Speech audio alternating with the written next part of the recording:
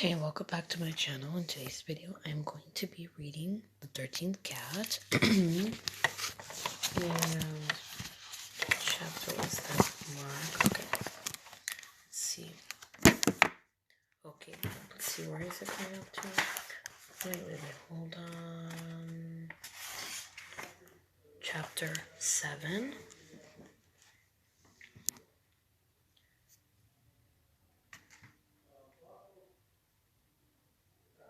Okay, I'm starting to read now. "You must be Zoe," she said to me. "My aunt has told me about you, the girl next door." She turned to ask Lila her name, leaving me to worry about what Mr. P had told Miss Delgado. It couldn't have been anything good, that was for sure. For the first time I'd met her, Lila seemed unsure of herself. She murmured her name in such a low voice that Miss Delgado asked her to say it again. "I'm so happy to meet you, girls." She took... Hey guys, I'm back. I had to go eat some food. My food was ready, so... Sorry, so now I am back to finishing. Yeah. Sorry. Okay, I am ready to start now. Okay. One moment. Okay. I'm gonna start from the beginning because I forgot where I left off, so... That's where I'm gonna start because I don't remember exactly. I think I just said that, but... Okay, I'm sorry about that. Oh. Okay. Okay. "You must be Zoe," she said to me. "My aunt has told me about you, the girl next door." Oh, wait. It was right where I told Miss Delgado. It couldn't have been anything good, that was for sure. For the first time I'd ever met her, Alice seemed unsure of herself. She murmured... What did I get murmured?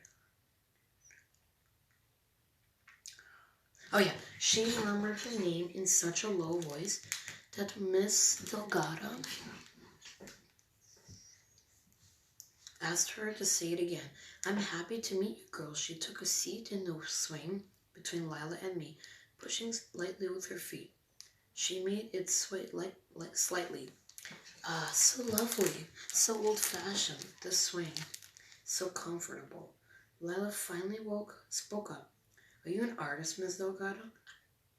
"Please call me Zleta," she said. "I'm not one for formality." She touched her portfolio. "Have you heard of the famous fashion designer, Madame Eugenie?" We shook our heads. "You'll be surprised to hear the lives next door to." "Yes, it's true." "My aunt is Madame Eugenie. She's so shy, poor dear, so introverted. She keeps herself to herself and tells no one what she does. But you must have noticed beautiful clothes she wears. Everyone wonders where she buys them," Lila said. "They look so expensive." "Oh, yes, it's a pity that so few can afford her fashions. Only the very wealthy, you know. Because I'm her assistant, it's my good fortune to wear her clothing." Lila stood up and spun around to show off her outfit. "If she's so rich and famous," I said, "why does she live in that old falling-down house?" Lila looked at me as if I'd asked a rude question, but I was just trying to make sense of what Zlata told us. "If I were rich and famous, I'd live in a mansion with beautiful views and lots of flowers and sunshine. On a cliff above the Pacific Ocean, maybe." "Certainly not in a house like Mr. Priest. Aunt has no need for mansions, Zoe. Her seclusion allows her to work undisturbed." Zlata patted the portfolio. "The drawings for the next summer's designs are in here, with comments from her agent. Aunt doesn't allow the public to see them before the season opens, but I'll give you girls a sneak peek." I glanced at the fence to see if the cats were watching, but they still hadn't appeared in their usual places. Their absence made me nervous. Zlata made me nervous. She opened her portfolio and spread out several drawings of her dresses and other fashionable outfits. Some were sketches in black ink, others were watercolor, and they were all beautiful. Did Miss Dupree draw these? Ella asked. Oh, yes, she's extremely talented.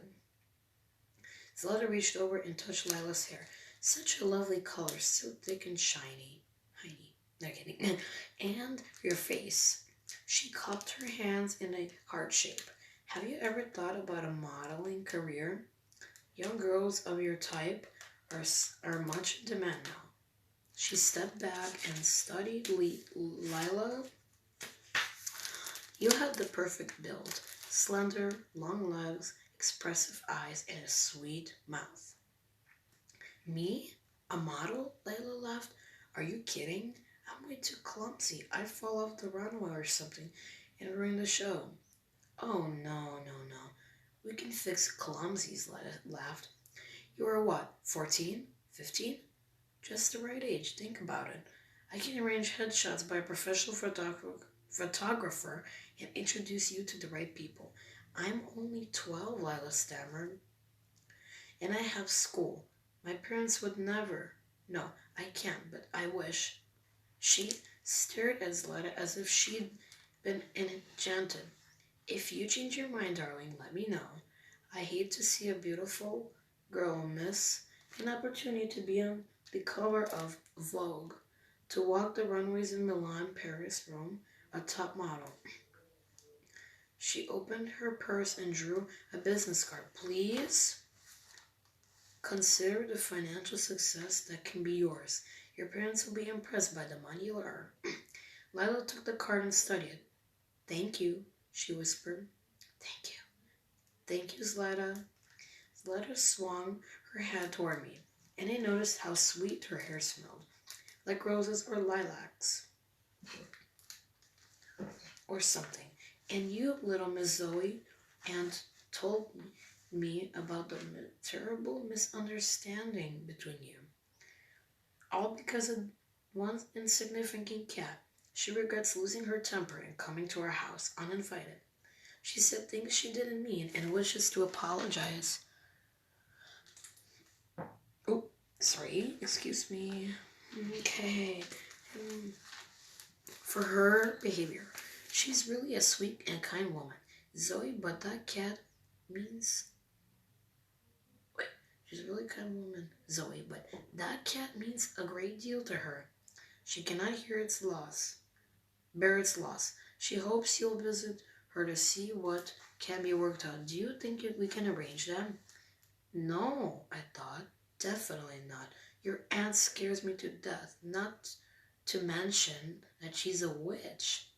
Out loud, I said, my aunt told me to stay away from Miss Dupree. Aunt is peculiar and often rude, but it's her artistic temperament. And sometimes, when a person spends too much time alone, she forgets how to socialize with others. But under it all, Aunt has a kind heart, Zoe. You'll see. I studied my running shoes, brand new this summer, the kind everybody wore. Zlata's belief in her aunt was pitiful. Miss Dupree did not have a kind heart. Even her fingernails were cruel and sharp and hurtful. I'd never go near her house. I'd never agree to return yet. Never. Zlata gathered up the sketches and put them into her portfolio. I've enjoyed meeting you girls. I hope you'll accept what I've offered you. Okay, Lila and I watched her walk away. Okay, taking a key. Sorry. Okay, it's not part of it. Okay. It's not part of it. Taking a key from her purse, she unlocked Miss Dupree's gate. The cats ran out of the bushes to greet her. They rubbed against her legs and purred as if they were normal, everyday cats. Then, following close behind her, they disappeared into the trees. Lila looked at me. Would you ever have guessed Miss Dupree is a famous fashion designer?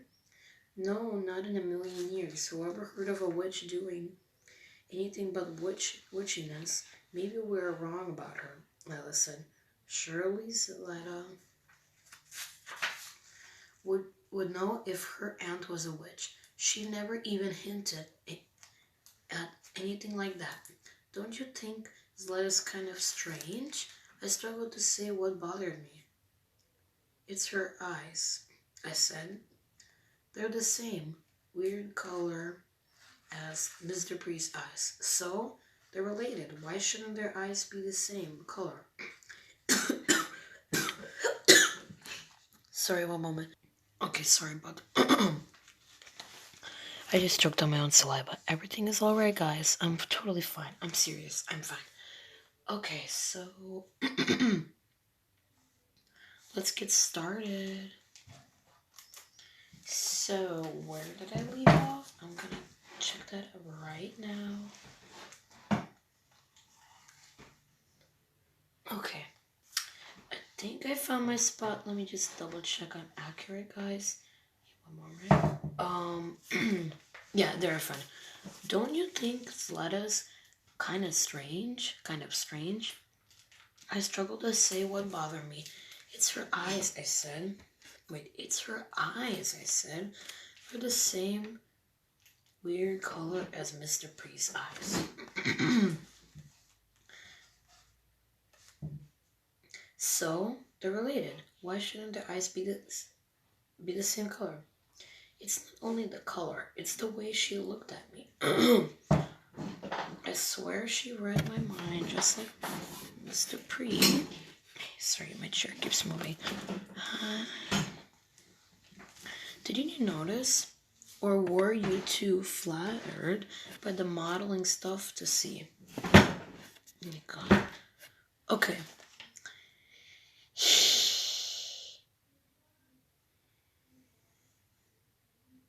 Oh, are you jealous because Letta thinks I should be a model? Of course not. You could definitely be a model. I just don't trust Letta, even though I knew I was making Layla angry. I didn't back off. How can you believe anything a relative of Mr. Pre says? You can't trust Letta, not what she said about Mr. Pre, and not what she said about your so-called modeling career. You are jealous, Layla said. Letta didn't say you should be a model. She didn't say you were beautiful. She didn't say anything about you except to give back Nia. Layla ran down the steps and across the street to her house. Without looking back, she let the door slam behind her. I sat alone on the swing, both sad and mad. I should have kept my mouth shut, but no, not me. I blabbed and blabbed about Zlata and Mr. Pre, and now I'd lost my only friend in Bexhill. But what kind of friend was Lila? A few compliments from Mr. Pre's niece had changed everything. She trusted Zlata now, not me.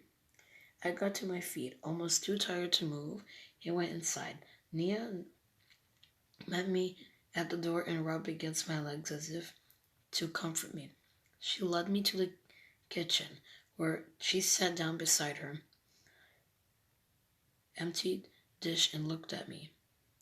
I opened the cat food. See, I know what you want, even if you can't tell me. So let's finish this up. Okay. I said, oh yeah, I read that, and oh yeah, I read that. Okay. I got to my feet, almost too tired to move, and went out inside. Nia met me at the door and rubbed against my legs as if to comfort me. She led me to the kitchen, where she sat down beside her empty dish and looked at me. I opened the cat food. See? I know what you want even if you can't tell me. Chapter 7. After I ate a peanut butter and banana sandwich, washed down with lemonade, I sat at Aunt Alice's computer and typed Eugene Dupree in the search box. I'd find out if she was a famous designer, which I doubted very much. Then I'd convince Lila to trust me, not Zlata. In seconds, I was stunned to see a ton of hits. Pinterest, Instagram, Twitter, Wikipedia, and of course, Madame Eugenie webpage. Photographs showed Mr. Pre and Zlata in Madame Eugenie's fashions.